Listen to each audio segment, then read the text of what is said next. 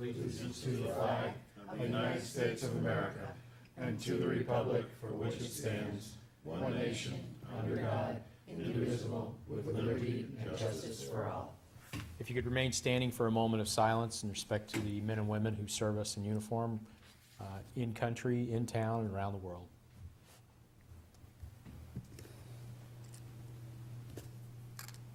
Thank you. Be seated.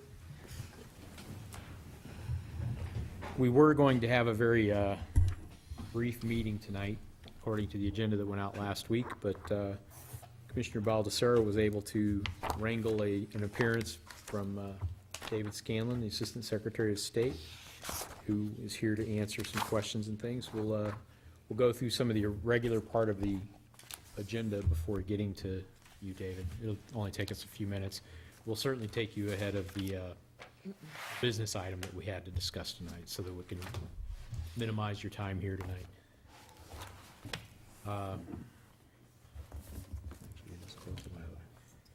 So the first thing that we had up was, of course, public comment. Is there any members of the public who are here who desire to give us any information, any comments, anything before we start into the regular part of the meeting? Please come up, give your name and address so we can record you in the minutes. Martin Srugas, 17 Wimbledon Drive. My only comment is I've been tossing around the SB2 thing for quite a while on both sides, but I think I'm going to have to go down on the side that gets the most people the opportunity to vote, and that would be the SB2 on a Tuesday. Even by absentee ballot would be helpful, because right now, you know, the last town hall meeting we had what, less than 300 and something people. So I think at least in the elections, you can count at least up to 1,000, maybe 2,000 if you're lucky. So the way I look at it is the more the merrier. So if the people have an opportunity to get to the Tuesday election all day long versus the Saturday morning 2-3 hours, then that's what I prefer. And hopefully the rest of the town will go that way. That's it. Thank you. Thank you, Marty. I had an email from Sean O'Keefe and his wife, Marie. They'd like me to read into the record for public comment tonight. And to all Charter Commission members, due to family reasons, we couldn't attend today's meeting, but would like to tell you that we support the Londonderry's voters and the change to SB2 to replace Saturday town meeting with the Tuesday vote. I would also support the move to no quorum at the deliberative session so voters can still truly effect any changes they see fit without the protective quorum that prevent real voter change. Thank you for your consideration. Best regards, Sean and Marie O'Keefe. Ryan, do we need an address for an email? No, you just write it into the record that they sent their email comments in. Okay. Any other public comment? So for now, then, we will skip what we had on here as old business, and we'll come back to that. We had no business under public session, but I'll take a motion to go into public session so we can talk to Mr. Scanlan. So moved. Second. Moved and seconded. All those in favor signify by saying aye. Aye. Aye. Opposed? Mr. Scanlan, please. Weren't we in public session when we opened the meeting? No, we had a call to order, but the way I'm reading off the agenda. Okay.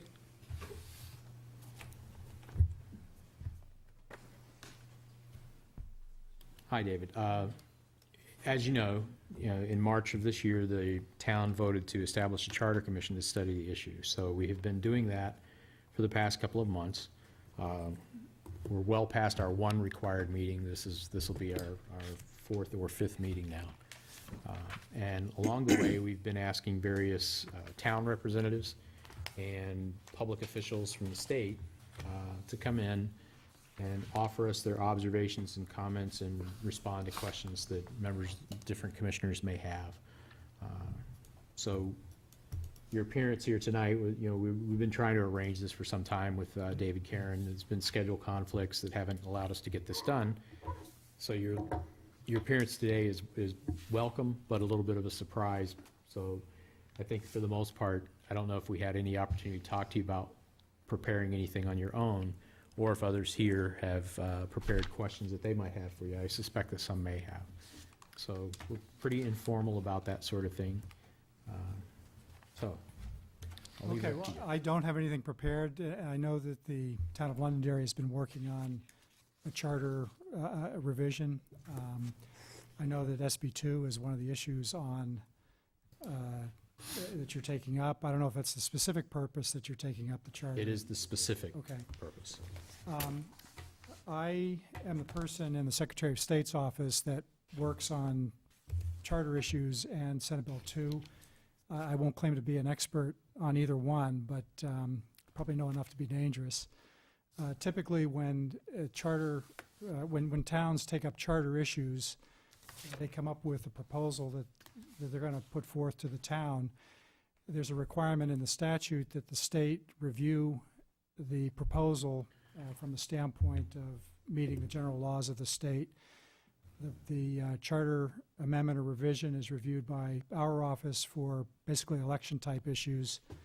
The Attorney General's office reviews it for general compliance with the state statutes, and then the Department of Revenue Administration also reviews the document, mostly for money issues, budgets, and things like that. We communicate together when we receive the request from the town, have a discussion on our findings, and then we make a recommendation that the proposal is good to go as far as we're concerned, or there are some minor issues that need to be tweaked to make it presentable, or the proposal is just not consistent with state statute and therefore it's not going to fly. We tend to be a little proactive in helping the towns work with issues that we object to, and we try and help make that process go as smoothly as possible. So I'm not quite sure what questions you might have on Senate Bill 2. I think that there are pros and cons whether you have it or not. The pros for towns voting by Senate Bill 2 or the official ballot is that it allows the maximum number of people possible to vote on the issues before the town, including by absentee ballot. The downside is that typically what happens is during the deliberative sessions that are held, when the actual articles that are debated on the warrant, it really tails off, and that's been the experience in town after town throughout the state, that people just kind of forget about the deliberative part of that process and just simply plan to vote on what's presented to them on the ballot during town meeting. So what happens is that sometimes you get active minority groups or groups that are really motivated, that can come into a deliberative session and kind of control the process and amend the bills in a manner that suits them. The other thing that happens is that you get people that want to present an article to the town through the petition process, and they expect that it's going to come up the way they've written it. And what happens is during the deliberative process, it gets amended, and so they may not even get to vote on an article that even resembles what they attempted to bring before the town. So those are just some issues that you might want to think about when you are trying to decide which way you want to go. Thank you. Members of the commission, if you have specific questions, this is a good opportunity. I know some of the questions we've asked in the past of different other people, and so you might think of questions in terms of repeating something you might have asked to Dave or Susan or others. So we'll go with that. Al? Thank you. Dave, thanks for coming here, and I'm sorry, he actually called me this morning. I had just woke me up this morning with the call. But anyways, when you said control and amend the petition at a deliberative session, now can't we already do that now by the RSA in a town meeting? I'm not quite sure how Londonderry's town operates, but in a traditional town meeting format, where there is an article that is created by the selectmen in the town, the selectmen can put any items on there that they think are appropriate, and then there are additional articles that can be placed on the town by petition, and that process is spelled out in RSA 39:3. And that's how articles get placed on the warrant. And that process does not change with Senate Bill 2. In a traditional town meeting, then the warrant is taken up at town meeting, and the moderator, after Article 1, which usually pertains to the elective offices, will move on to Article 2, which might be the budget, and then Article 3 might be purchasing a fire truck, on down the line. The town people have an opportunity then to debate those items during the town meeting.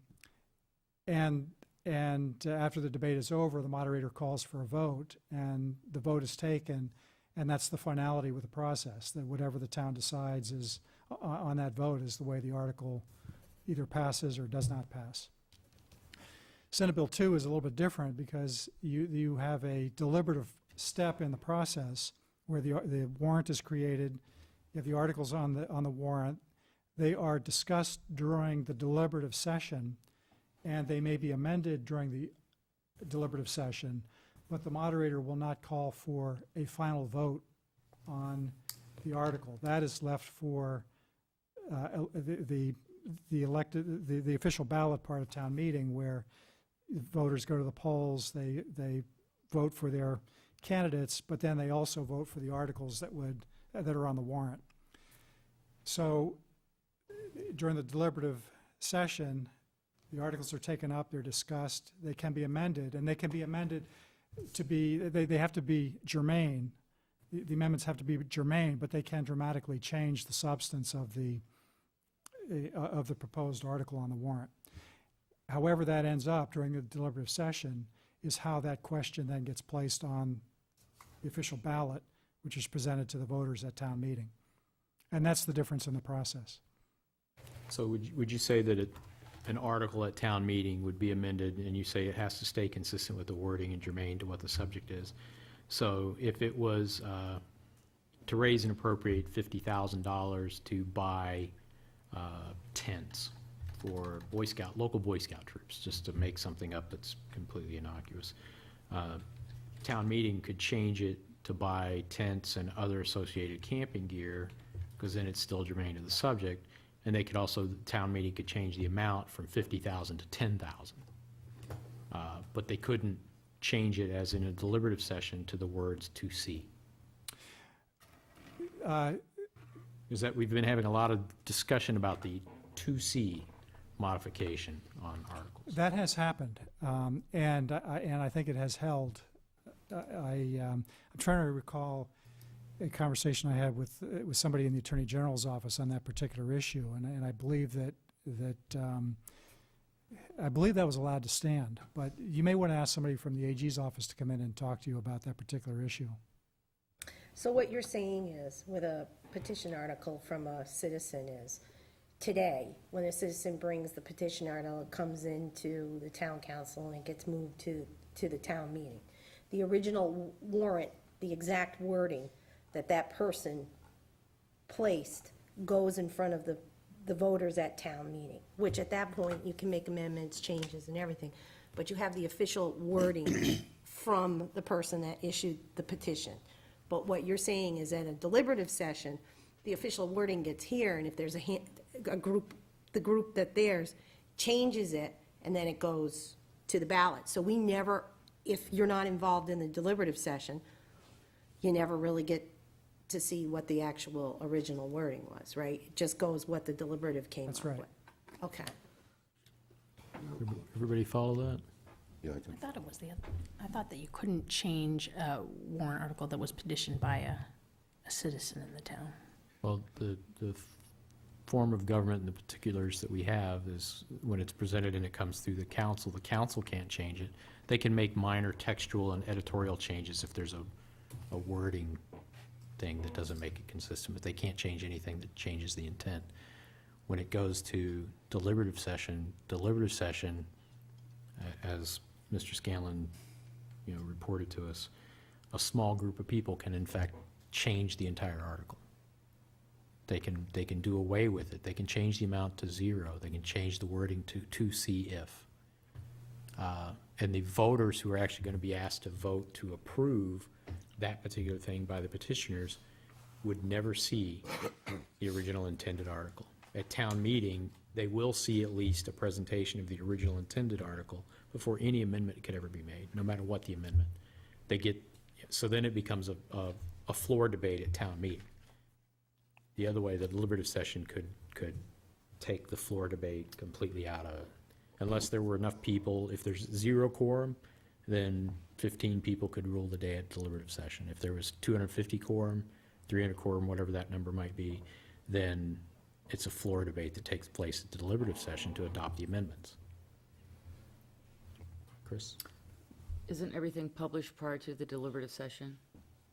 So if you're gonna, what, the budget, anything that's gonna be on the deliberative session and on the town meeting or the election in March, isn't it all published prior to the deliberative session? It's- It is for the school?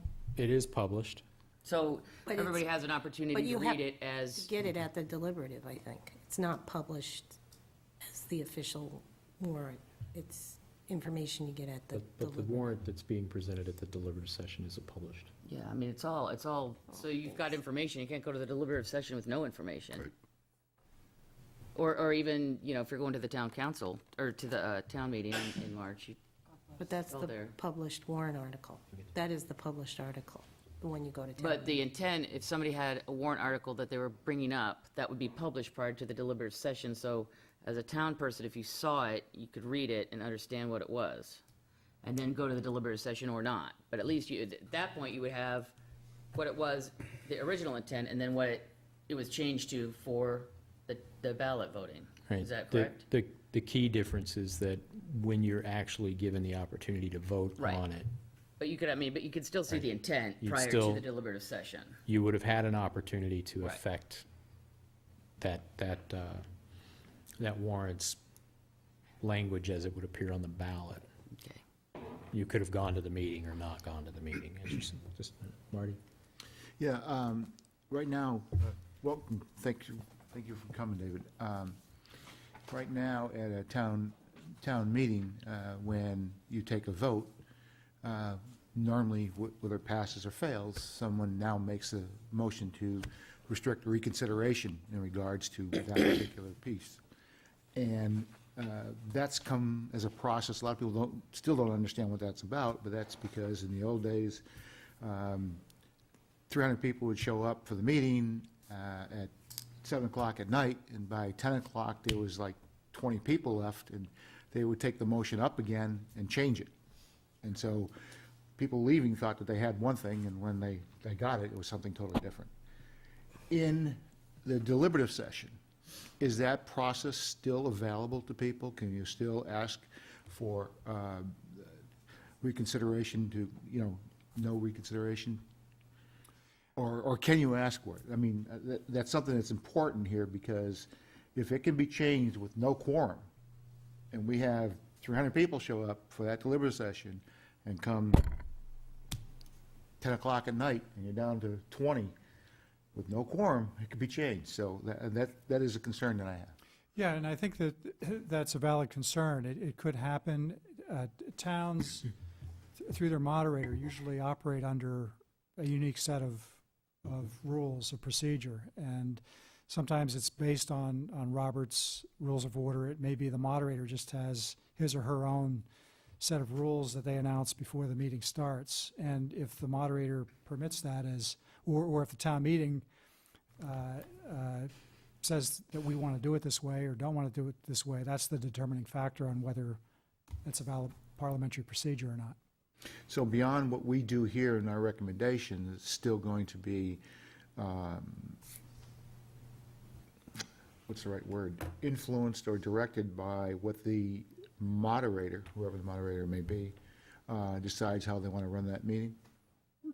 The moderator runs the meeting with the permission of the voters in attendance. It's the voters that actually decide how the meeting is run, because they can overrule the moderator. Typically, the moderator, though, is the one that comes up with the initial set of rules and says that without objection, this is the way this meeting is going to be run. That's subject to a vote of the town. And even after that, there can be a motion to overrule the moderator. Right. So if 300 people said yes to something and at the end of the meeting there were 20 and they wanted to reconsider something, the moderator could say, no, we're not going to allow that. The 20 people could vote to overrule the moderator. But again, If people had, I don't know at what point that would be considered a legal or an illegal motion, but I would assume that the same motion could be made after a vote to restrict reconsideration, and if the vote of that one approves that, then no amount of people can come in and change it later. There are some think. provisions in the statute that deal with reconsideration motions made at town meetings as well. And I'm not that up to speed on it, but there may be some restrictions where the motion could be made, but the item may have to be taken up at a subsequent date. But I can research that and get back to Al with the information that I find out.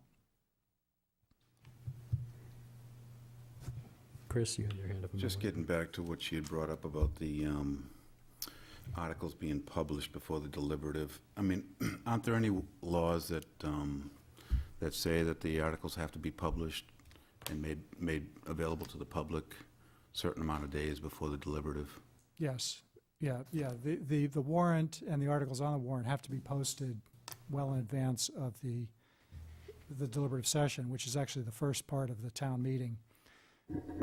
And then the process after that is just like a traditional town meeting, that, whatever the outcome of the discussion is put in the form of a question and then voted on. So if you amend an article at a traditional town meeting, after going through the process of the debate, the moderator finally says, okay, this is the way the final article reads, and then there's an up or down vote on it. Basically, the same thing is happening with SB 2. It's just that instead of taking a voice vote or a hand vote or whatever, Goes to the voters. it's put on the ballot. The final question is put on the ballot for the people to vote on.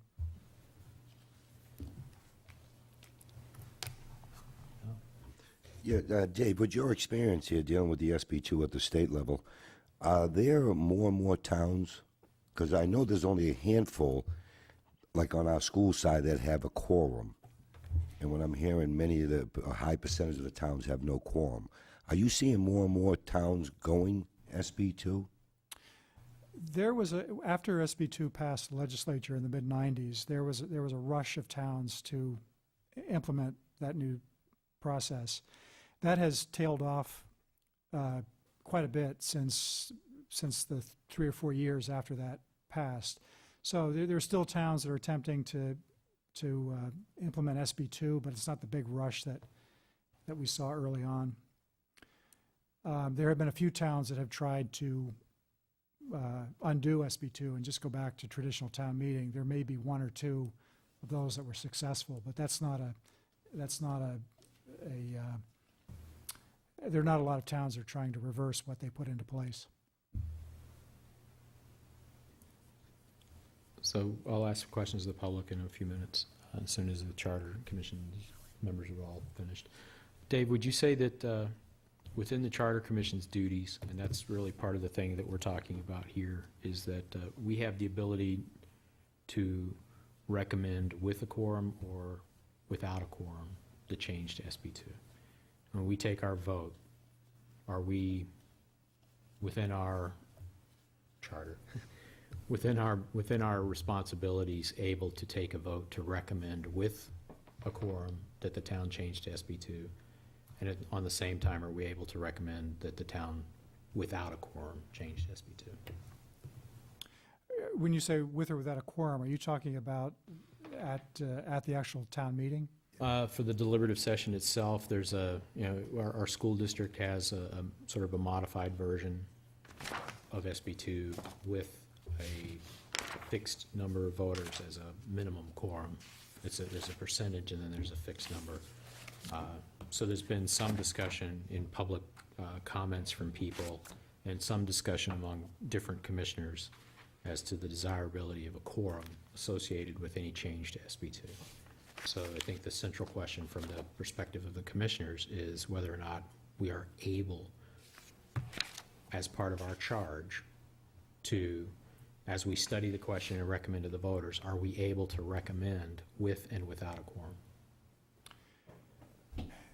There are not too many towns in the state that I'm aware of that actually have a quorum requirement for their town meeting, whether it's a traditional town meeting or an SB2 deliberative session. I am actually not sure if there may be some constitutional questions with that requirement, because typically, historically in the past, it's whoever's willing to show up and be present for the meeting is the group of people that determine how the town is going to act in the future. It's probably a good question to pose to somebody from the AG's office. As far as your specific situation, I know that you have that requirement in your charter. I would guess that you probably have to follow what's in your charter. So in the very near future, in late August, essentially, we'll be releasing a draft report that Secretary of State's office is actually one of the bodies that we submit the report to. If it contains in the report a provision for a quorum, in your opinion, would the Secretary of State's office look at that as being not recommended? I think we would look at it in conjunction with the Attorney General's office. At this point, I really can't say whether we would recommend it or not, because I just don't know. Basically asked you the same question, rephrased a different way. Not to try to trip you up, but try to really establish the essence of what we're able to do. That's what we're trying to get to here. And it's a question that we're going to be asking through the town's attorney as well. So, You hit something right on the money there on the Constitution. I've talked to some people, some constitutionalists up at the State House, Dan Itzer and Dick Marple, some of the old timers that have been up there. And when I say about the quorum, and of course some of the answers I get is that is a form of government where the government is taking control over the people by putting that quorum in. And they told me by having no quorum, the people are taking control over the government. Have you heard the same thing, or is that true? I haven't heard that before, but I can see why people would feel that way.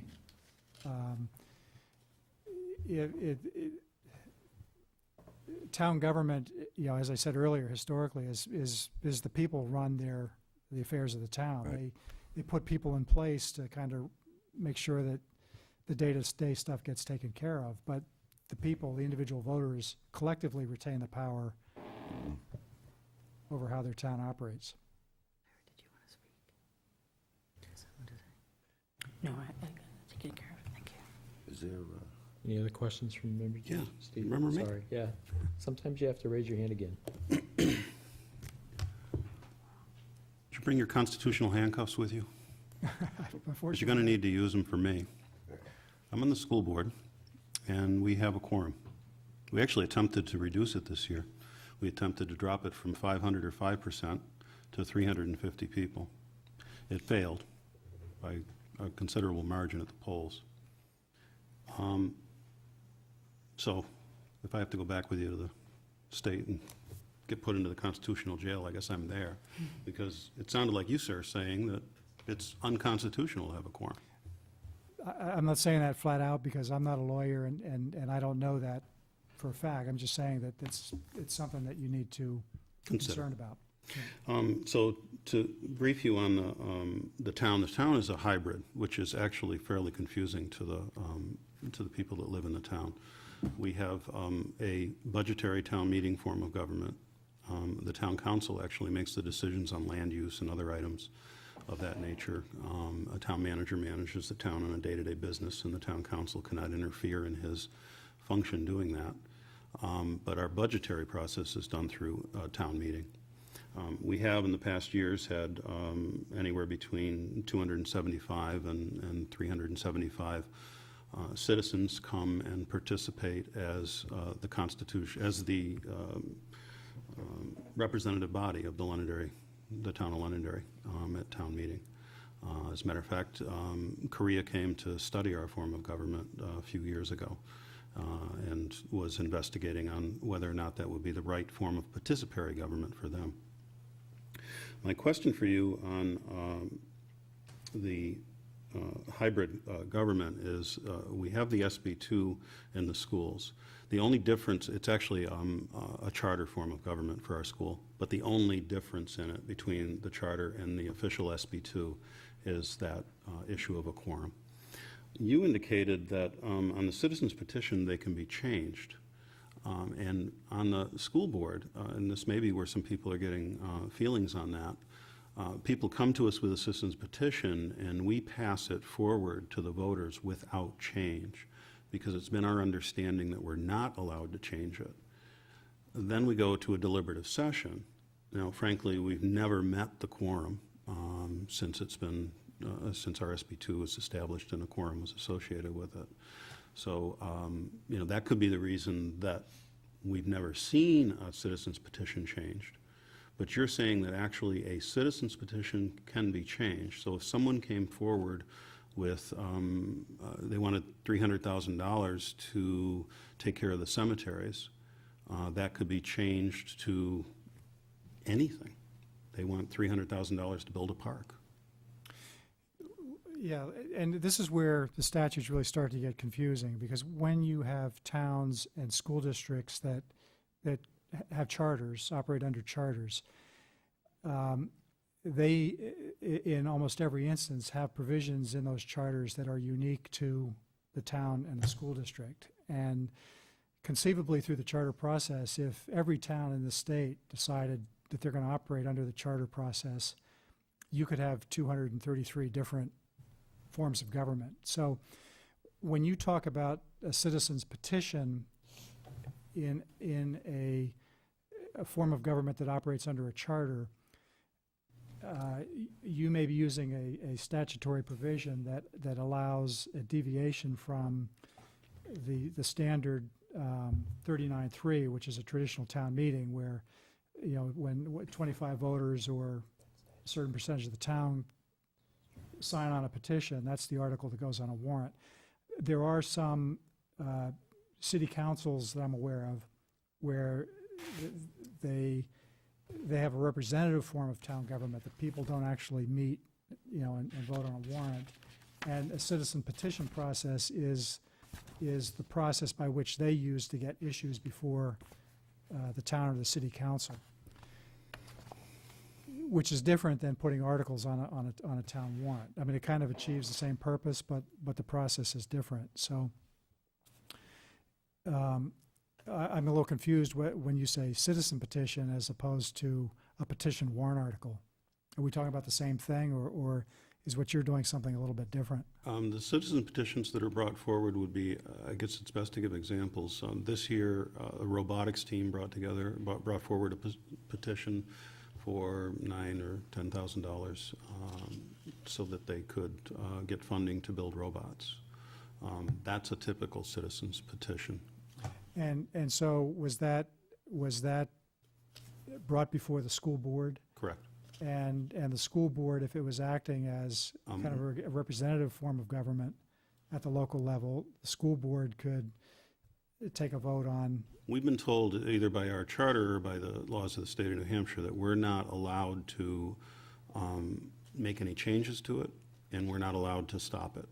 It must be presented to the voters. If it's permitted under your charter, then it's permitted under your charter. If we're talking about a traditional town meeting process, then I would say that would not be the case, because any traditional town meeting article that's placed on not placed on the ballot, but brought up before the warrant, has the right to be debated and amended by the people of the town, unless it is a article that contains statutory language, which might be changing the Board of Selectmen from 3 to 5, or deciding to hire appoint the police chief as opposed to elect it. There are certain issues where the language is in the statute, and that's the way the language has to be. The same is true with the language that would put in place Senate Bill 2 in a town. That, you know, that statute 40:14 says that, you know, the question shall be, And that's not an article that could be amended. The only thing that this commission is allowed to look at, what the voters voted on, and I'll paraphrase it because I don't have the exact wording, but was that that shall the town change to ballot voting, or are you in favor of ballot voting for Londonderry? But it sounds, and that's all we're allowed to look at. Cannot, and we've been specifically ordered by the town's attorney that we cannot look at anything else other than that.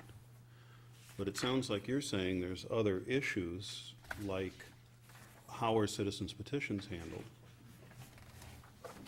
that are associated with that, if we make that change. Depends on what your charter says. That's right. So if the process in Londonderry is that, if John and Mary Smith want to see a playground built on one of the town commons, and they go out with a petition warrant article and get the appropriate number of signatures on there, submit it as required by the statute to the selectmen, and it gets placed on the warrant and would be discussed or debated at the town meeting, then that's complying with the statutes in RSA 39.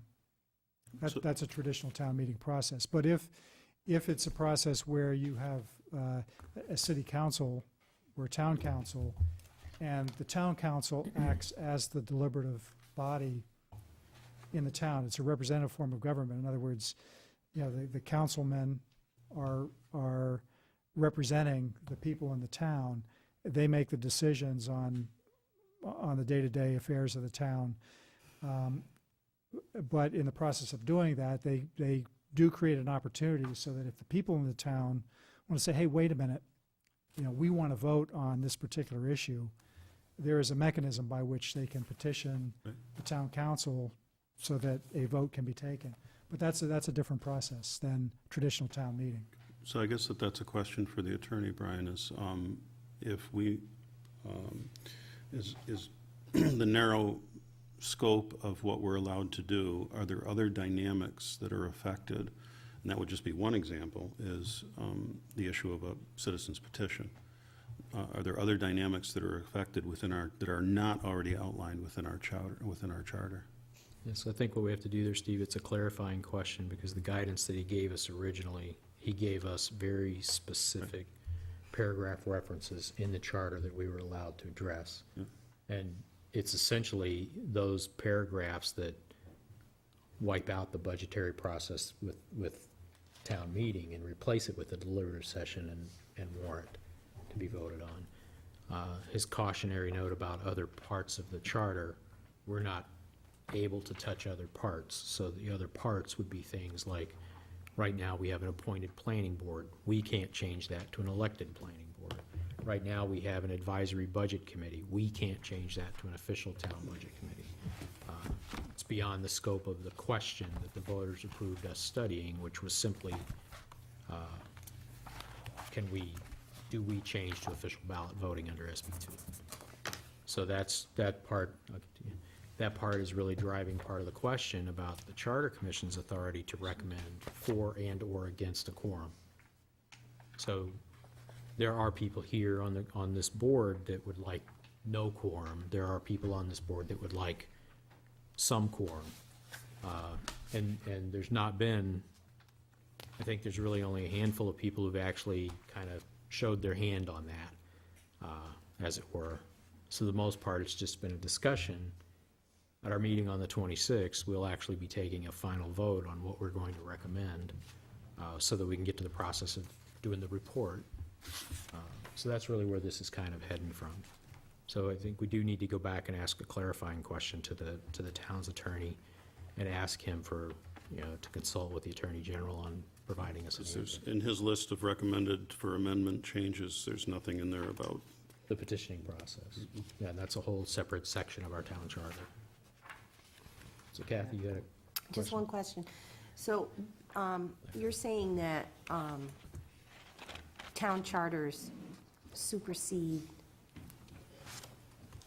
state RSAs as far as, government issues, like, unless it's specific wording kind of ones, right? I don't want to say town charters supersede state statutes, because generally the statutes override anything that the towns do. However, as part of the charter process, the statutes allow the towns to address certain issues in the charter. So,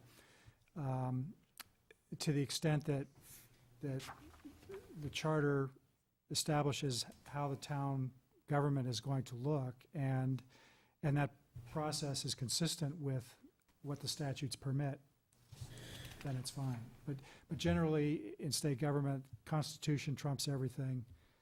State statutes come next, and then charter issues would come after that. Dave? Larry? Go ahead, okay. I just, Dave, when we had our last meeting, we had a woman here who represented the DRA.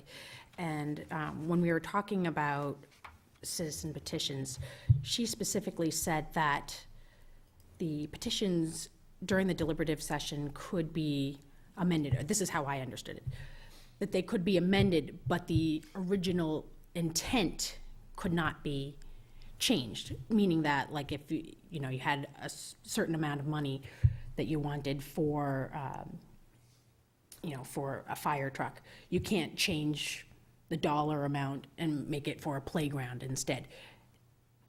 When you're talking about amending it, would you say it's the same thing, or you could change it any way that you? No, I would agree with Okay. the DRA's position on that. You can amend an article as long as it's germane, even if it means taking a $50,000 appropriation and making it zero. But you can't take an amendment for not an amendment, but an article that calls for building a playground and changing it to replacing the police cruiser. That's not a germane Okay. item. David, just for your reference, Article 7 of our charter, Section D, basically talks about, everything prior to that basically talks about the initiative petition and how it goes about, and whether you can challenge it or not, legalities and so forth. But D itself states that following the public hearing, the council may, and there's only two things that it may do.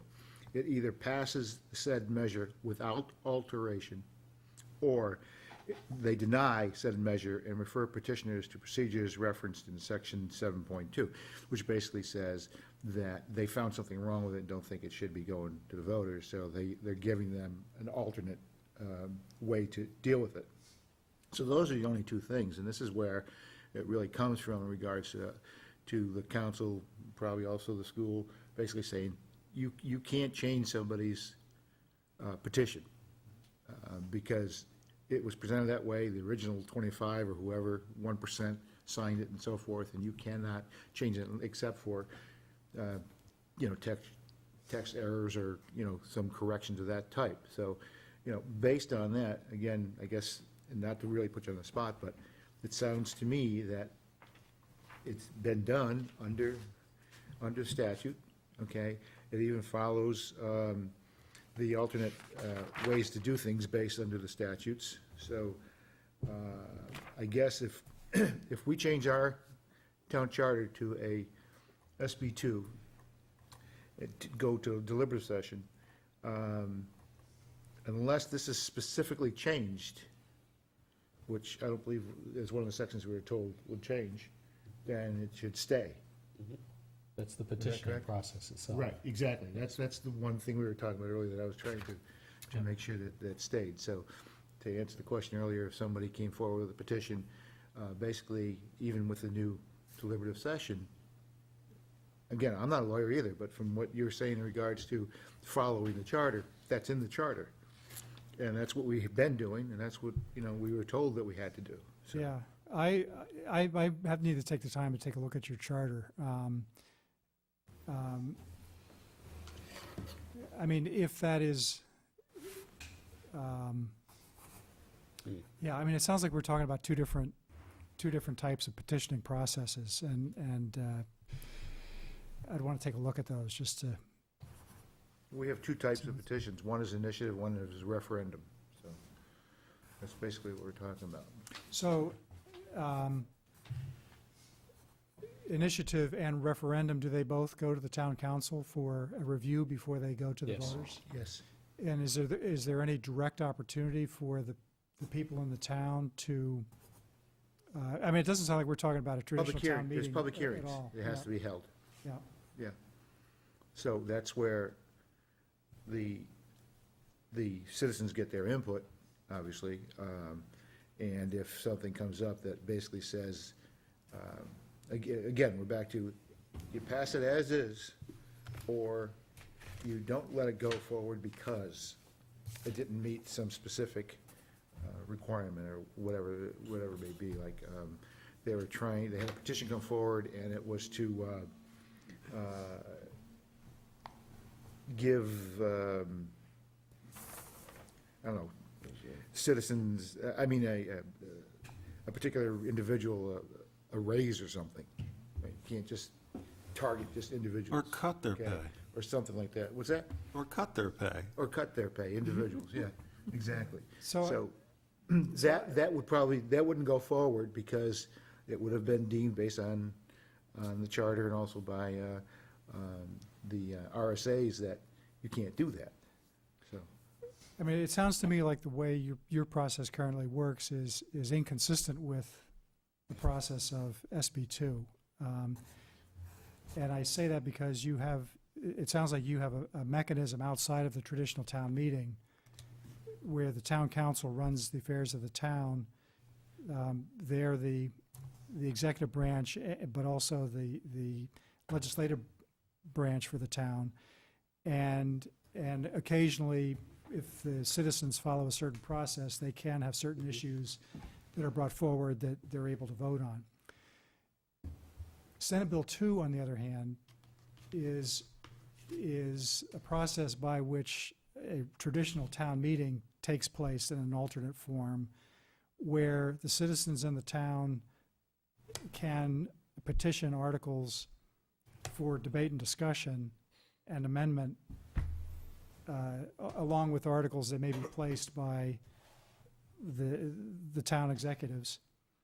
And then you have a deliberative session meeting where everything is discussed and amended, and you come up with a final question, which then goes on the ballot. And it just seems to me, without really reading it, that the two are not really compatible.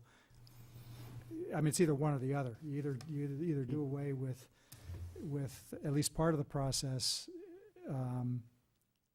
of how citizen petitions come forward, or you do it the SB2 way. I don't know that there's room to have, I mean, there may be some room to have both, but it really seems inconsistent with what you currently have. I guess then that's something that I don't quite understand is what is the way that a citizen's petition can come forward with SB2? I think there are, just to answer that, there's specific RSAs regarding petitions, and they are different when it's a spending article Right. or when it's just a policy type of generation. So that's the way it is right now. So with a spending article, it's only 25 people.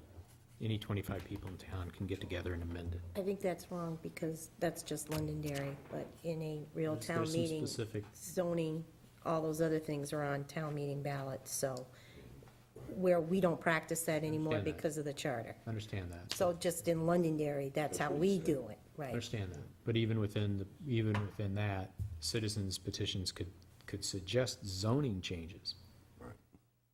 But it's not 25 signatures anymore. It's the whole thing we went through this past, 1% to 5%. it's the whole 1%, 5%. There's a charter-driven process. So I think the assumption on my part at this meeting would be that it's in the charter because it was deemed to be within the enabling legislation for establishing town charters. It was deemed to be appropriate for that. Back to kind of the heart of the question is really what is the role that this charter commission can perform. Now, the question Right. of official ballot voting is a very narrowly defined question. It doesn't say all the other associated stuff with it. It's very narrowly defined, and that was the words we got from the town's attorney was that we had to stick within that narrow definition. So I don't think that there's been discussion on changing the petitioning process, for example, so I don't know that that's really what we're talking about. I think where we really keep heading back to is the issue of the quorum. And in listening to everything that's been said and reading what's been said, a number of things come back to, we can probably recommend a change to SB2, but we cannot recommend a quorum. That's a separate legislative issue. It's likely covered under a separate RSA. The enabling legislation for it is likely not to be covered under SB2, but those are questions that we'd have to get answered by the Attorney General's office in concert with our town's attorney. So I think we asked those questions before. We didn't really get, I think, an answer that we've all fully understood or bought into, but it's on the list of questions that our town attorney will be answering at our meeting on the 26th. Steve? See, I got to wave now. So if I could ask you a question on that. The thing that the voters voted on was this simple, single sentence, and I'll just read it for clarification. Shall a charter commission be established for the sole purpose of establishing official ballot voting under Londonderry's current town council budgetary town meeting form of government? So the question is, based on what you've said, when we get done with this, if a vote is put forward to the voters and the voters vote in the affirmative, then we will have a Londonderry Town Council budgetary town meeting form of government that has an official ballot. We are not changing to SB2. So we will not be changing to an SB2 form of government. We will still need to follow our charter here, and the only difference is that we will have ballot voting and that deliberative session replaces town meeting. And have you ever heard of any other, do you know of any other town in the state that has that form of government? Not off the top of my head, but that doesn't mean. We're not, it's not odd for us to do things that other people Yeah, don't do. No, but the way you read that, it makes sense that if you are simply implementing the official ballot form of voting and you're not implementing the Senate Bill 2 process along with that, I mean, that makes more sense than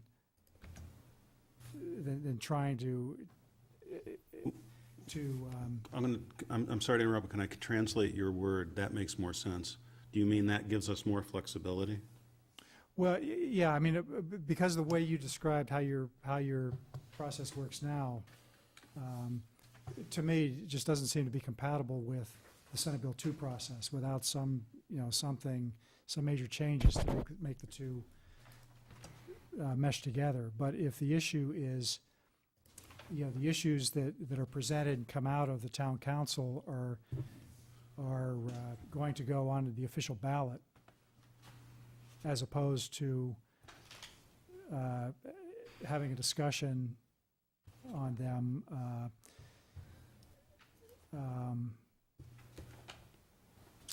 Yeah, I mean, that could work.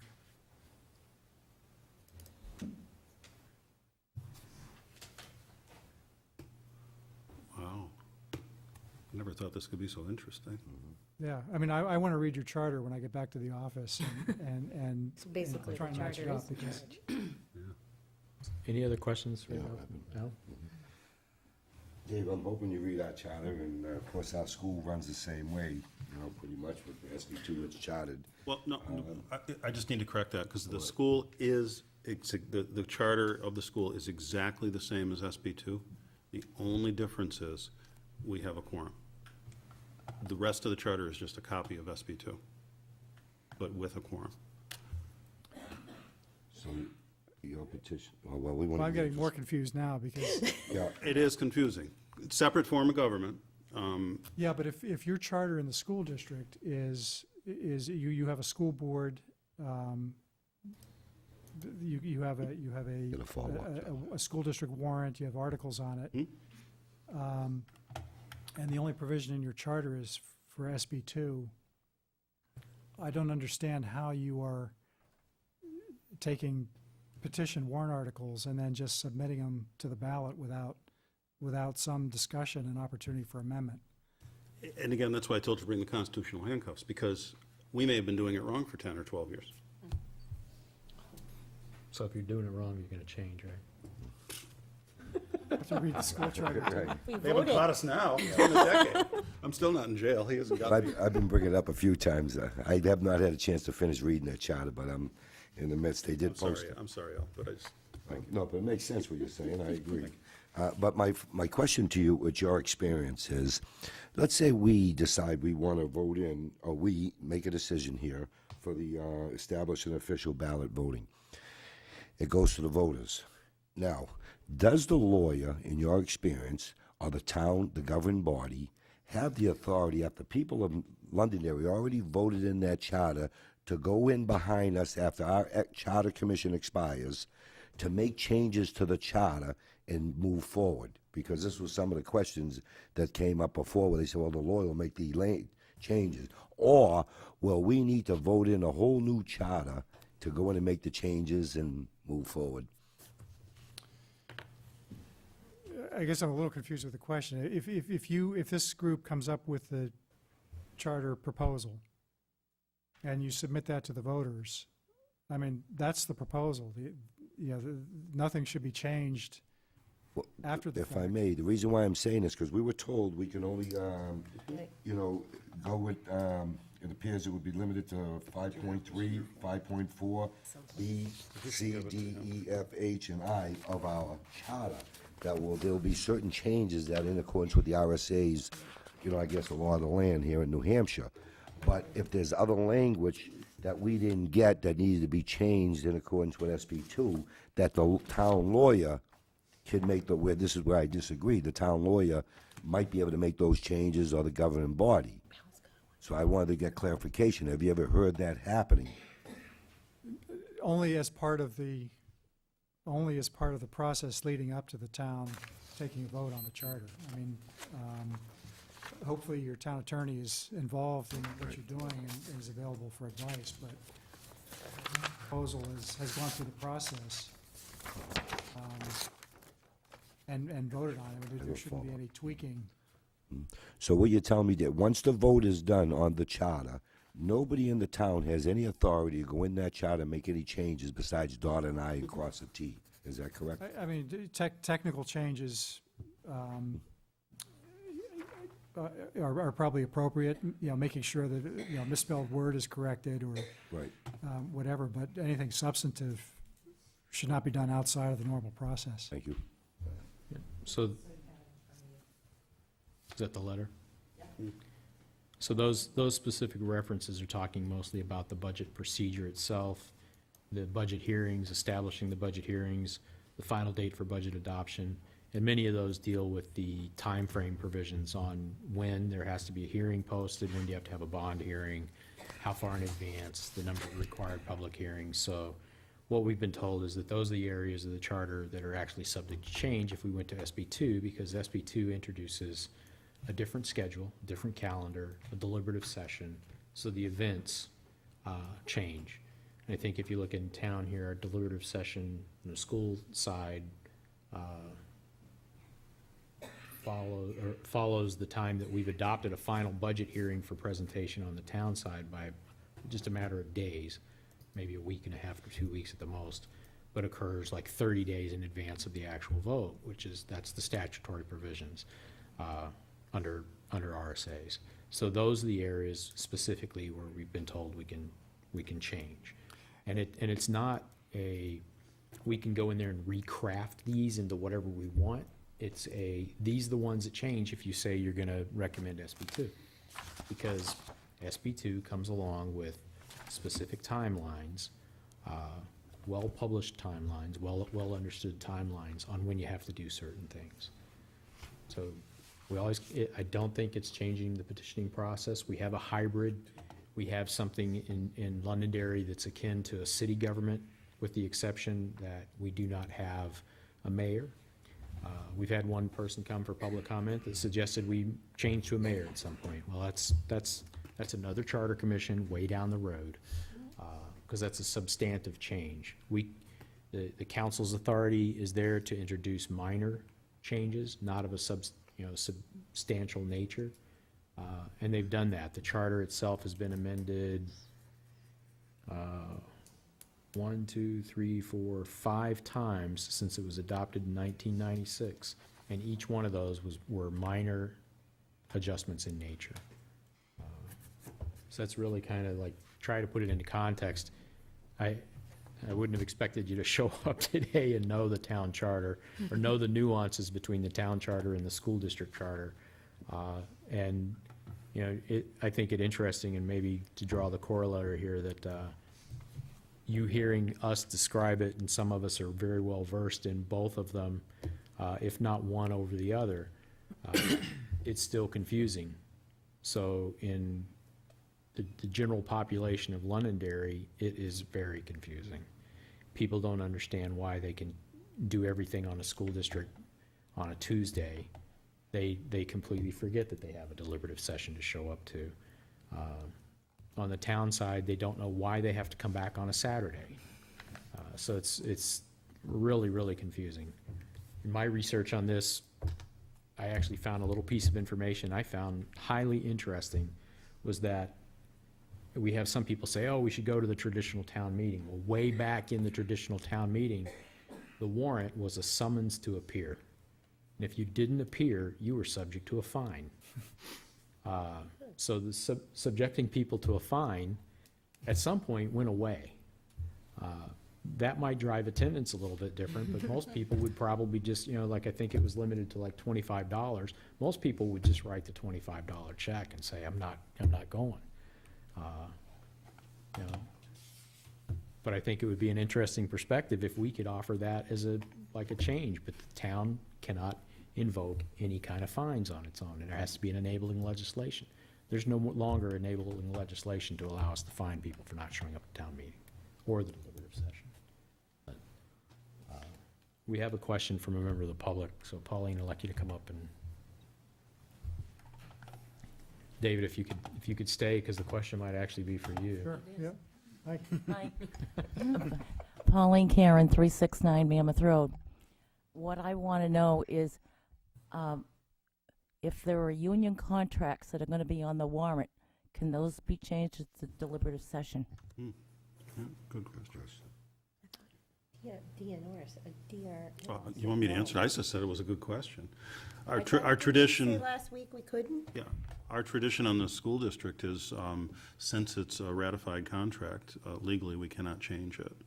So we would have to go back to the bargaining table, and that just wouldn't be possible. And that's always been the position on the town side, and it's, the DRA answered the question at our meeting 2 weeks ago, echoing that same sentiment. And it's the same reason that at town meeting, we can't have the voters come in and change the terms of the negotiated contract. It's a ratified agreement that's either being presented for an up or down vote. It's a yes or no. Okay, right now, though, when you have the town warrant, you have whether or not it's recommended by the town council and whether or not it's recommended by the budget committee. Will that still be on the ballot? I think those are again, separate charter issues with whether or not those recommendations appear, and it's not something we would be able to change here. Okay, well, that was just a question I had. I think interestingly enough is whether or not if the charter, let's say the charter commission votes, and it's just for hypothetical, it's 9-0 to recommend going to SB2. Will that question appear on the ballot with the town council or budget committee recommendation? I think we need to change the way we keep saying that. Because the vote will be, as you indicated, 9-0 to establish official ballot voting. That was hypothetically, too. And that's not SB2. And that's hypothetical, of course, but no, it's the way he stated it. So the recommendation would be to have 9-0 go to official ballot voting. We can't go to SB2. That's not within what our voters allowed us to do, correct? Well, to me, it's not clear, because, Senate Bill 2 is technically official ballot voting. Usually when the question is asked, it's asked in conjunction with Senate Bill 2, which, It won't, Senate Bill 2 in itself was a Senate bill that, was heard or passed in the mid-90s, but it has, and there's been many Senate Bill 2s since then dealing with other subject matters for different sessions. But the actual process we're talking about is official ballot voting. SB2 is just a trade name that a lot of people apply to it. Every year there's an SB2. But SB2 It's not all is of them. not a charter. And if we were It's to a switch process to of an voting. SB2 form of government, our charter would be disposed of, No. and it would be replaced by, that's what he's saying, that it would be replaced by an SB2. Well, I'm not saying your charter would be replaced by it, but, and I have to read your charter just to find out exactly how you operate, but there may have to be certain changes in your charter to allow Senate Bill 2 to work properly. I don't have any more questions, thank you. Thank you, Pauline. Kathy? Senate Bill 2, if we went to an SB2 form of government, which we can't even really discuss because that's not what our question is, but an SB2 what is the time frame? You see, the way it's set up now is we vote in March when we vote for our elected officials, but towns can go up until June or July, correct, with town meeting? Senate Bill 2, if you pass it, there's some built-in flexibility, I think, which was what you were referring to with the dates. It allows town meetings to take place in either March, April, or May. I think those are the three monthly options that are available. I don't think you can go into Okay. June or July with it. So does the school have SB2, the vote, because you're doing it as a favor, so it's a one-time printed voting thing? Or can you guys or is it mandated in your charter that you have to have it at the same time as the town? It's not the same time as the town, but I know that the timeline is very set in stone. And we actually work backwards from that March date, because when the postings have to be made, when the deliberative session has to be held, when the public hearings have to be held, then we can't miss any of those dates. But how'd you guys come up with the date? Was it to I work? wasn't on that commission, so I don't know. Because I if, just know that the dates are very inflexible. Yeah, SB2 in the statute allows a window of days for the deliberative session to take place prior to the actual vote. That's why I'm never home at Christmas. I know. Or in February you're done. Any other questions? Poses a lot of questions, but not all for David. I just have one thing that I thought was very interesting in your opening statement. And on the school side, prior to changing to an SB2-like charter, we did have 2,000 or 3,000 people come to the meeting, and it tapered off. Now, the fact is that they may have tapered off because of this quorum issue. I was one of the sponsors of to change it from 500 to 350, but it didn't work. But I did find, you said 3 items that were very interesting in your opening statement. You said that attendance and participation tails off when people change to an SB2. During the deliberative part of the process. The deliberative part. People don't, in other words, today, the statements were made even today by the public that we only get 300 people in the deliberative session, or excuse me, in the town meeting session. So they taper off, and you get less people that bother to come to that meeting. You indicated that often special interest groups form, which I think is an interesting statement. And you also stated that the citizens' petitions can get changed, and we had a large conversation on that. But I would imagine if special interest groups form, other changes are made by those special interest groups too. But I want to draw a distinction again between a citizen petition, which is unique to a charter process. versus a petition warrant article, which is, So I wrote citizens petition. You were really referring to petition warrant articles? yes, So a regular warrant article? yeah, Okay. Yeah. So I miss, because we have both of them in our form of government. So the special interest groups form, and then those warrant articles can be changed yes, or are changed. And you see that in those governments that have changed to SB2. yeah. Okay, thanks. No? Dave, over the years, I mean, of course, there's almost 17, I think a little over 17,000 registered voters in our town. At our town meeting, we normally get about 300, maybe 305 if we're lucky. But anyways, my thing to you is this the norm throughout the state that have town meetings? Or was there something that came up why they, because I know Auburn just went to SB2 recently, that's part of my district here. And they went for the simple same reason, pretty much because of lack of people showing up. Went to the deliberative so all the people can vote. Is there issues or something that we're missing here that's going on throughout the state on these lack of participation with like us with 300 showing up? No, I think that that a traditional deliberative town meeting requires a commitment on the part of a voter to go and, and sit through the whole thing, which, as time goes on, the issues facing towns, especially ones like, you have a different form of government, but as town populations explode, the issues before them become more complex.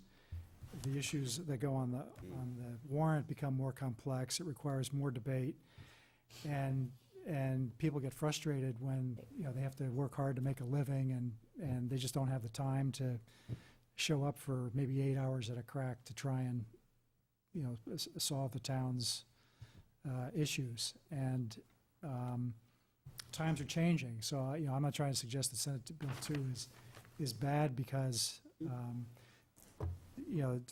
the attendance drops off at deliberative meetings. I mean, that may happen in traditional town meetings as time goes on as well. However, the trend seems to be a lot more dramatic once people have the opportunity to vote on the articles on a ballot at their convenience on town meeting day when the polls are open, than it is to sit through 8 hours of heated debate and frustrating questions and at the same time, a mother might have to get dinner on for 5 kids at home. That's the struggle. And to make a point, I mean, not only is town meetings attendance going down, but official ballot is going down. And if you hadn't had your little hoopla on there, I would have figured we probably would have hit for a population of 26,000, and we're only getting 1,700 people, even showing up on that Tuesday all day. 14,000 vote in the presidential election. Right. Yet we've elected presidents with less than 40% of the general population. But of course, that number 3 under one article. But the point is, Brian, 14,000 people will take the time to come out on a vote Not for for president, but only 1,700 show up for town. That's the difference. Didn't we also just have 2 3s on one on the school side and one on the town side, which was a little confusing too? There was one Article 3, I think. Oh, was yep, my Article right, 3. right. So You're, there was some people were difference. going in voting no's It on, was one of the union contracts, so I got some calls on that, yes. That's all in the past. Anyway. So any other, we're getting into commentary now, are there any other questions?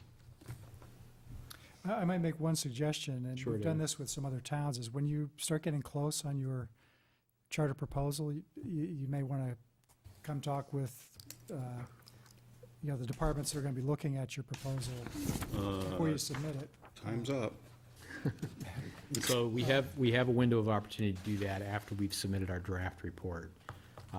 We have to submit our draft report at the end of August, and I don't have the timeline in front of me, but I believe our final report is October. Is in the October timeframe, so that's viewed as the review and conversation time period before we get to a final. So if there are any minor textual adjustments, things like that have to be done based on the review of the report that both your office, the Attorney General's office does, council does a review. They don't have the ability to change anything, but in fact, my understanding is nobody has the ability to change anything. It's only conversations and recommendations, and then we come back with a final report after another couple of months' worth of work.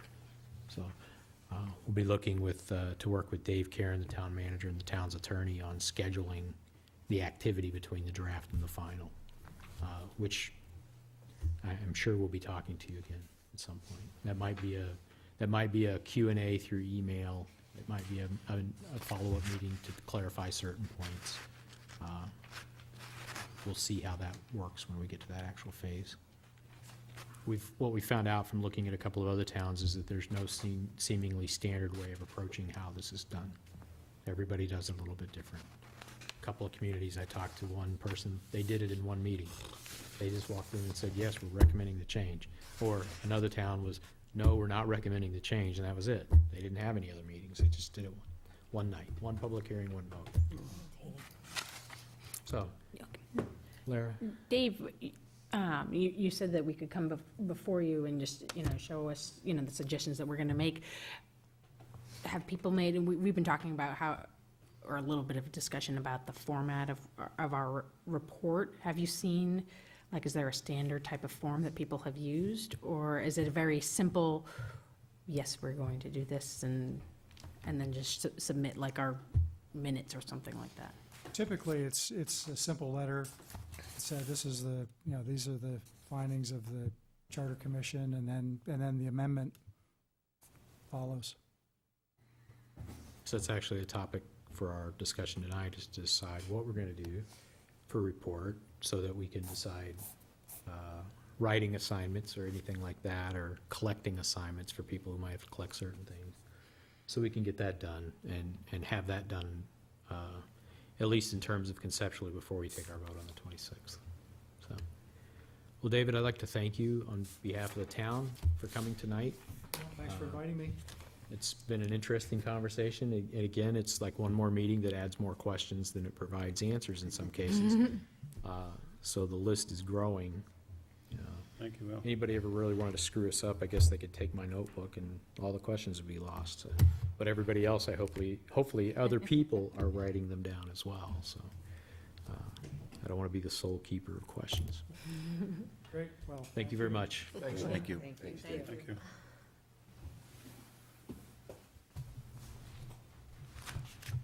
So Larry, you offered us a nice segue into the topic of the report format. So as David just alluded to, it's often a simple letter with the recommendation and the amendment itself. So do I have anyone who has a suggested format, things that they would like to see contained in the report?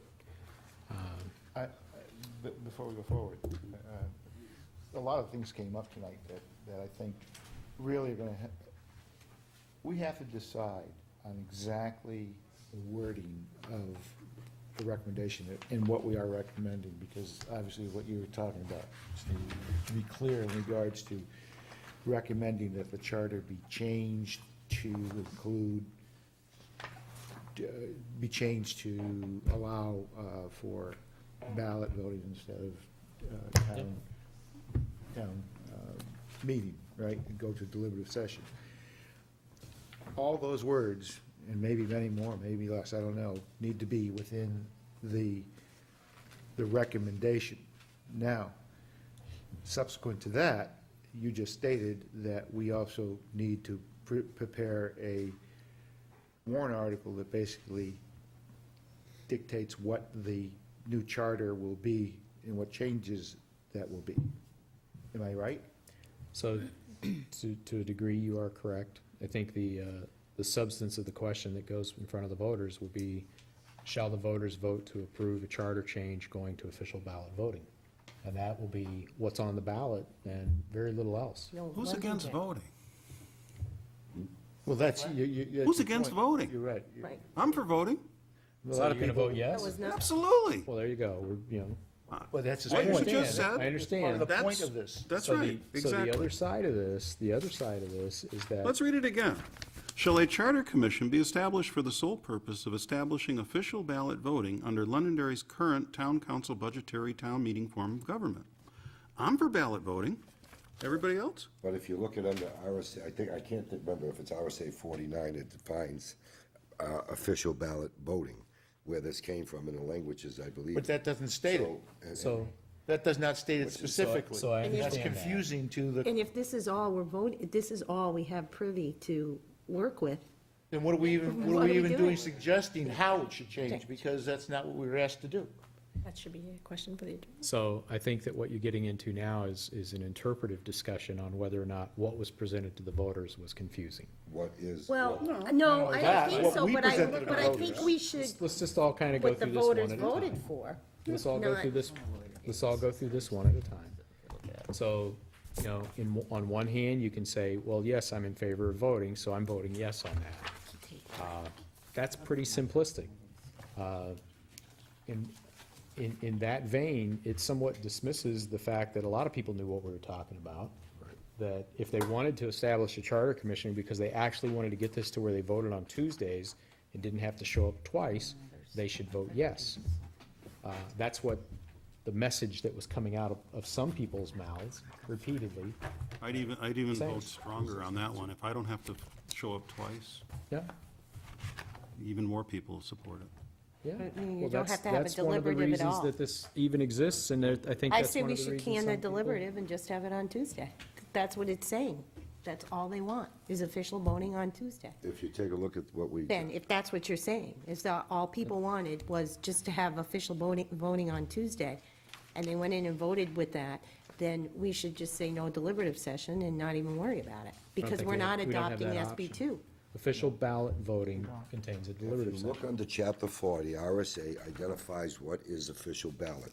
Official ballot voting is SB 2. That's the bill that was adopted. This is, right, this is what we're asking here, official ballot voting, which is, my understanding here, is SB 2 under chapter 40, and then under RSA, I believe, 49. And Brian's got on his list to check with the attorney to make sure that we're not changing to a 'Cause it's SB right 2, here. or we are changing to an SB 2. All we're changing to is official ballot voting or not. Right, Okay, then. So this commission won't take a vote that says SB 2. It'll take a vote that says, do we recommend to the voters that we change to official ballot voting? And the definition of official ballot voting is contained here, right? It Right. does contain a deliberative session, so we're not gonna say another hybrid situation where we're gonna divorce certain things from it. I think the real, to me, and this is personal, observation on my own, it's whether or not we even have the authority to, on our own as the charter commission, look at a quorum. Because that's not part of official ballot voting. That's a different piece of enabling legislation. If we go to official ballot voting, we recommend it, and they go through it, and there's nothing in the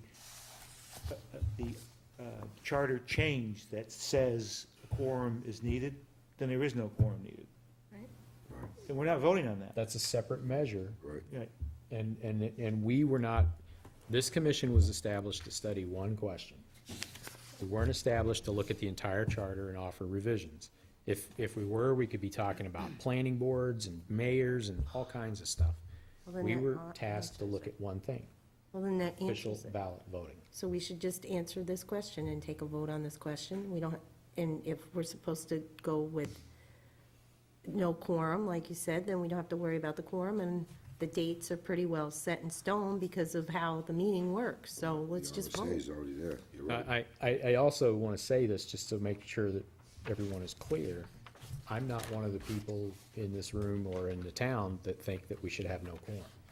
Well, that So doesn't I'm- matter, though, if It- we are it- not It supposed doesn't to, matter. The only thing that matters is what we are actually empowered. to do, so we To need to do. find that out, Right. so we It can seemed vote. from what he was saying, Dave, that that's the norm. No quorum is the norm. No, he's never heard of a town having a quorum. So, Well, I mean, he didn't say he's never heard of it. well, he said that was, it was Yeah, it's a s- unusual to even have a quorum. So, So maybe it's just one of those things that it goes without saying that. yeah. Well, I was gonna say, from my notes, which I don't have a ton of notes, but from the first meeting, the lawyer, if I'm remembering this correctly, said our purpose is to, on the official ballot system, to the date of deliberation, the date of voting, and the budget charter. Those are the only sections that That's end it. up being changed. So everything else is moot. D and E of Forums, Article petition 5. processes, you know, all this, the mayor thing that got brought up last meeting, We all never- that stuff. Let's go, say bye to the mayor, because we're not going to a city, so let's not worry about the mayor. Brian, Let's this is just an informational thing here that, for everyone. If you take a look at what I passed you that I got from our state lawyers, you'll see there's a section in under chapter 40. It breaks it down under the use of official ballot in the 40:13. If you take a look, I mean, this is just for something, well, you don't have to do today, down the road here, and if you take a look at the official ballot referendum form of town meeting, there's broken down into adoption, 2 sessions, operating budget, school meetings. It goes, it's already written out in different areas. Schedule's already in there. It gives you what RSAs, because there's so many RSAs that you gotta go to, you know, in different directions. So if you wanted to get more information on this, take a look at this stuff here when you get a chance, and then pull the RSAs. But in reading that, Al, does it say quorum? No, nothing, no quorum. There's only a few towns. And I gotta tell you personally, I'm a little bit distressed by that, because I am not one of those people who thinks going into a deliberative session with no quorum is necessarily a good idea. No. I know that you support no quorum, I know others support no quorum, I'm not one of those folks. Because there's only like a handful of towns in the whole state, 100 and I whatever we got. I don't believe in They don't have following it. what other people I know do that. necessarily just because they do it. It's the old, you know, if your friends jumped off a cliff, would you follow them kind of argument. If I may, with a follow-up, if you remember here what he said, and what other, you know, people here in the state People get to- constitutionalists, a quorum is a form of the government in control versus the people in control. So you're able to control who come in and change the government's way. And that's why, this is not what New Hampshire's about. That's why I'm pushing no quorum, and I, you know what I mean? But he also So- gave a warning too, Al, that a lot of special interest groups form, so you have to be prepared. Steve? I love the chuckling. On Al's point regarding the comparing it and looking at the official SB2 form of government and those RSAs, just once again, the citizens voted on establishing an official ballot voting under Londonderry's current town council budgetary town meeting form of government. So I would say that that selection, and this is something that we need to check with our attorney, that selection indicates that the charter stays. And the charter that exists today is the item that becomes it remains our charter. We can't go into the RSAs and the SB2 documents and start blending. We're not allowed to do that. Yeah, And we can't switch completely to the SB2. We're not allowed to do that. This question specifically said, our current town council budgetary town meeting form of government. So just for everybody's clarification too, that specific language is part of the process. It wasn't like contrived. They give you, if you want to enact official ballot voting, that's the language. So it doesn't imply that you can do other things. It simply says to do this, go to official ballot voting. It doesn't change the government, it changes the methodology of the vote. That's all it really amounts to. So trying to look at all the other issues can introduce confusion where there really doesn't need to be any. Well, part of that confusion is added by the fact that the letter from our attorney basically says they took the time to review the town charter, and it appears that amendments would be limited to 5.3 and 5.4, B, C, D, E, F, H, and I. Now, what those amendments would be, is that part of what we have to recommend? The David Scanlan referred to the budget reports, or the report out of this commission, that what he has seen in the past is a simple letter and then the amendment itself. So the language of the amendment itself attached to that. So it's actually on our list of questions to be answered on the 26th, whether or not we need to provide the language of the amendment. Okay. Now, the town would be able to offer assistance in drafting that language. So when we take the vote on the 26th, they could offer us the support to draft the language of specifically what in each one of these paragraphs changes. We've done a charter amendment in the past. It's really, Well, no, I understand, but I'm just saying that as I look at this here, a lot of the things we're debating, a lot of the things we affect, a lot of these specific points will go away, such as the second session of the annual meeting and so forth. There will be no second session. yeah, right, it would be replaced Okay. by the Di- deliberative session and then the Right. final session, You know, the vote. second session of the annual meeting will be held on a specific date, and that 3/5 majority for passage will be needed and so forth. Those are things that are specifically in there now. And And it would get replaced, Marty, with some of the types of paragraphs that you find in the school district charter, which describe the first session and second session. You know, so there's very good parallels between that. It's just what are the replacement sections? That's all the But maybe language. that goes back to what the attorney was saying, that he would handle the details of it. Remember you said you were uncomfortable with him handling the writing of? Well, Talking it's- about it it's- earlier. Yes, Maybe that's what he was referring to. So it's not something that he does in a vacuum. Goes right We vote on it.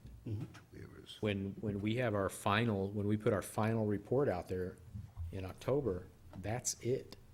So if through the process of going through the town's attorney or the town manager, any other parties interested, they come back with some draft language in there, we vote on it, we change it, we rewrite it here. This charter commission does that, and nothing goes in front of the voters that this charter commission didn't vote on one way or another. So, I mean, to go the other extreme, it might be 5-4 against any change, and then we're done. There's no drafting of language. There's no question. If we vote 5-4 against recommending the change, there is no question put before the voters. And the only other avenue to get it put back in front of the voters again is to go, right now under this charter, the full petition route of the 1%, the 5%, and everything else, or get the council to once again vote on putting a charter commission question on the ballot again for a future, so we are basically it. It happens now, yes or no, or probably, in my mind, it probably doesn't happen again. Right now, it just seems like there's too many gray areas that we have to, There are those gray nail down areas we with all the- need to With consider. the attorney, so when Yeah. he comes back with the town manager, I mean, we can ask these specific questions and nail things down, so at least we can proceed. Yeah. It doesn't seem like there's too So- many. So he'll clear that up. I mean, the agenda for the next meeting will begin with the town attorney. And I agree with Marty, until we get clarification, it's pretty hard to It come is. up with anything. I'm always on Marty's side, most of the time. So back to the agenda item specifically, we're talking about a report format. Before the report format? Yep. Something for the next meeting for people to think about. Why don't we, what if we considered holding this at the same time as the school deliberative session, in the same place? We certainly have plenty of room. I mean, do it all at once? I mean, Yeah, Now, look So- at you, this is part of the problem right there, you're not willing to make the commitment for the whole day. Let the record show I tried to think outside the box. No, Pauline, I do agree with your comment that that would be a very long agenda. It would also present conflicts in which moderator ran the meeting. So there, but. In the morning, one in the But, afternoon. but conceptually, Steve, I think it would be a good idea if then people could devote one period of time and coming and doing their mission and their actual duty, to participate. If they could come once and participate in the deliberative session and then come once and participate in the vote, that would be, I think, great. Don't necessarily know how. Well, why don't How they it just would came function. once and they did the deliberative and the vote at the same time? So That's out of our we could all recommend that the council put back a different charter commission next year with the purpose of studying a change in government to a city form of government. And then we go to that where we do it all at once. There is no separate budgetary process between school districts and towns. You know, there's a whole lot of what Also ifs. go back to being, the school board could Yes, get because rid in of its it. I present mean, state, it it would doesn't never matter. work. First of all, It one, wouldn't. one basic concern is the fact that their we go to procedures are severe, different they than call ours for because they cities. have right now, they have a quorum requirement, Yep. and we don't. At least not now, unless we go, and then you'll end up with, Mayor, they there'd be no both have to be problem. the same, and if you want to change them, do you have to change them both? Well, It's. I think we just should wait till we hear from the lawyer, and then we can talk about the report. He can tell us exactly what we need, if Yep. it's a one-sentence answer, or if it's a 55 million-page answer. So I'm not trying to be rude, but I think we're all in limbo, and we keep going around and around because we don't have these answers that we need to make the clear decision we need to make.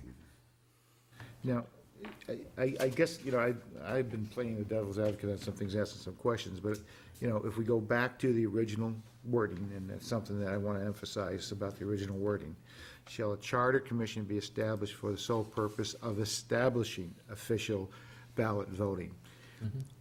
I think in the terms of establishing official ballot voting, it does give us the leeway to go ahead and prepare the amendment as to, we're trying to establish it, and this is what you're going to need to establish it.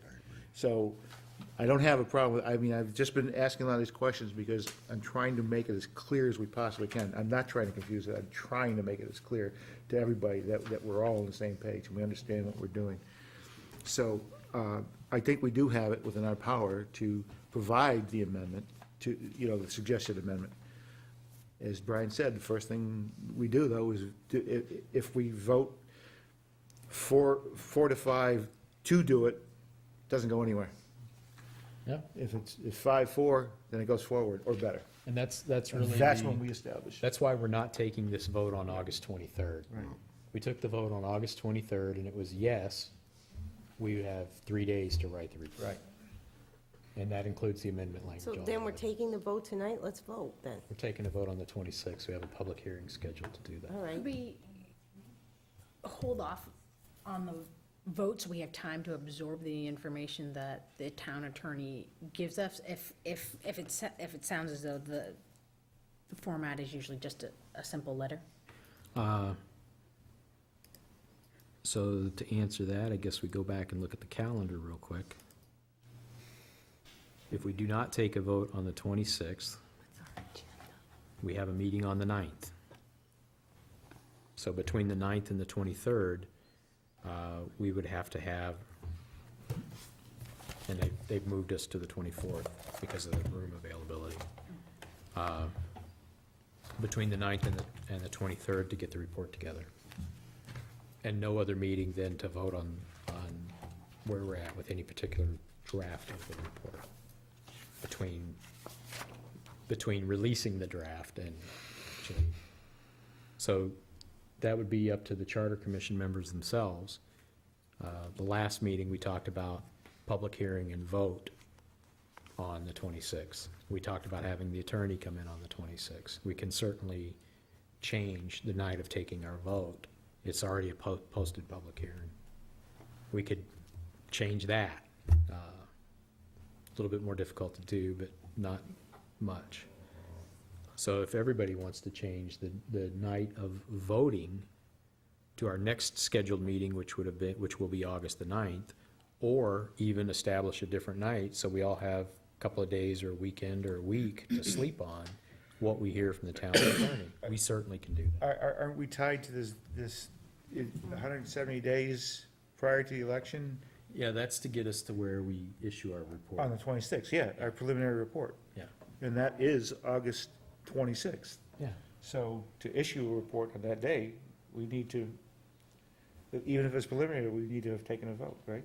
That's why, Marty, we decided that we were gonna schedule the vote for the 26th to give us a meeting, 26th of a meeting July. in between, Yeah. 26th of July, to give us a meeting in Right. between releasing the draft. Because we have to talk about Yeah, the yeah, draft. I know. Nobody here is gonna sit down and write the report Right. and just hand it over. We have to have a meeting to discuss what's written. To add to this here, The draft, I believe, is gonna be so much easier than we thought, because we don't have to reinvent the wheel. The legislative have already put out stuff. If you take a look at the Londonderry Town, the school charter, they made it simple, and they go into 2 different laws, the RSA's that breaks it down on what the procedures are. If you take a look at here, that's why this report is gonna be simple for us, that we have to, there's certain sections we have to do. It's already done for us. I mean, we can just look and tweak, but we can't change the RSA's, but it refers us to the RSA's and under the official ballot referendum, which was the question asked here. So it's gonna be a simple thing for us to do, because everything's already in place. The language is even there for us. There's actually something in the library, they refer to it as a green book. It's a book full of all the processes that are enacted under state RSA's with enabling legislation. It lays out exactly what this is. That's where the language actually flows from for the initial warrant article to begin with. If you want to ask that question, use this language. This language also happens to be in the RSA itself, but they call it, there's another name for it. I've heard it referred to as the Green Book, and it's like big, thick volumes of stuff, tell you how to do everything. If you look at that, Dave said B, C, D, E, like I said, Yep. B, C, D is all right here. That's what he went in compliance with, the language is there. So I think it'll be a simple process. So the work itself is not complex. The reason I wanted to have this as an agenda item, so as we could decide, do we want it to be just a very simplified thing, an introduction, copy of all the minutes, a record of the vote, and the amendment. I mean, that's really kind of it. Then the other side of this is that there is the opportunity for a minority report. So if the vote's 5-4 in favor, the 4 people who did not support it have the opportunity to write a minority report. So it's really kind of cut and dry. We've heard a lot of things, we've talked about a lot of things that might make it seem more confusing than it really is, but it's really very simple. There's a whole lot of things that don't come into play.